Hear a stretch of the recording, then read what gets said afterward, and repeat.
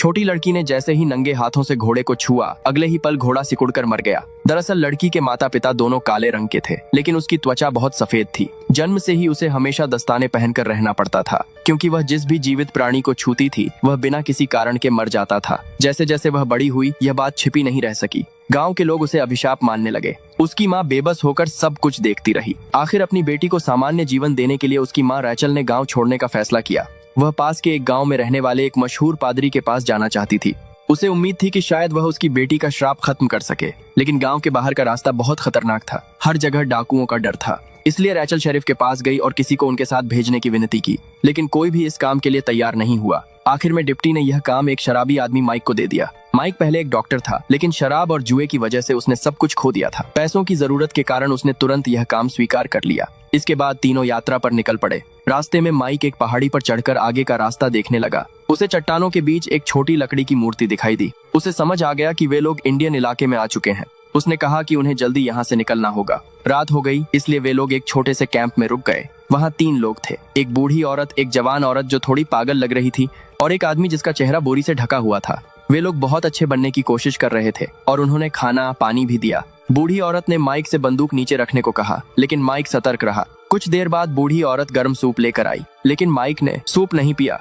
वह चुपके से उनके वैगन के पास गया और उनका सामान देखा। वहाँ चांदी के बर्तन और एक नई बच्चे की गाड़ी थी। यह देखकर माइक को शक हो गया। उसने तुरंत अपनी बंदूक उठा ली। रैचल ने भी सूप की तरफ देखा और उसे समझ आ गया कि वह जवान औरत पागल क्यों हो गई थी, लेकिन बूढ़ी औरत उसकी बेटी को पकड़े हुए थी, इसलिए माइक कुछ नहीं कर पाया। बूढ़ी औरत ने लड़की का दस्ताना उतार दिया, क्योंकि वह उसे नुकसान पहुंचाना चाहती थी, लेकिन जैसे ही उसने लड़की को छुआ, वह दर्द से चिल्लाने लगी। माँ ने अपने हाथ की घंटी हिलाई और अपनी बेटी के पीछे किसी चीज को घूरने लगी, जैसे उसने कोई बहुत डरावनी चीज देख ली हो। लेकिन जब बेटी ने पीछे मुड़कर देखा तो छत पर कुछ भी नहीं था। फिर भी माँ घबराकर बार बार अपनी बेटी को सावधान करती। उसने उस पर ज्यादा ध्यान नहीं दिया और खिड़की बंद करने के लिए उठ गया। जब वह पीछे मुड़ा तो उसने देखा कि माँ उसे घूर रही है। यह देखकर वह भी डर गया। अगले दिन लिसा ने अपने पिता से कहा कि वे इस अजीब घर को छोड़कर कहीं और चलें, लेकिन पिता चुप रहे।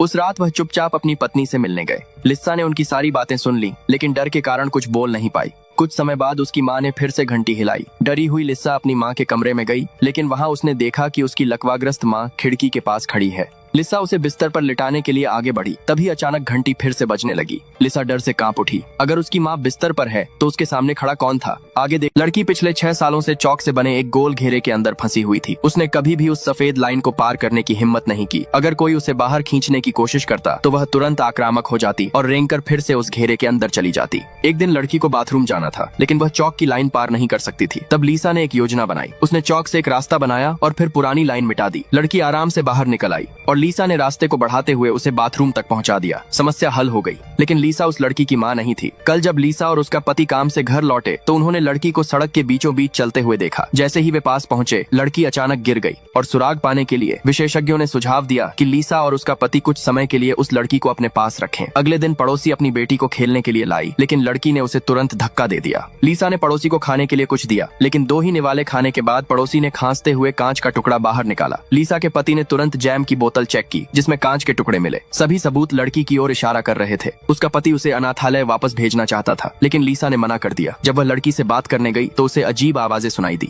आवाज स्टोर रूम से आ रही थी। जब लिसा वहां गई तो उसने देखा कि घर की चाबियां वॉशिंग मशीन के अंदर हैं। उसे सब कुछ बहुत अजीब लगने लगा, लेकिन जब वह वापस कमरे में लौटी तो लड़की गायब थी। आगे देखने के लिए कमेंट में यस लिखें।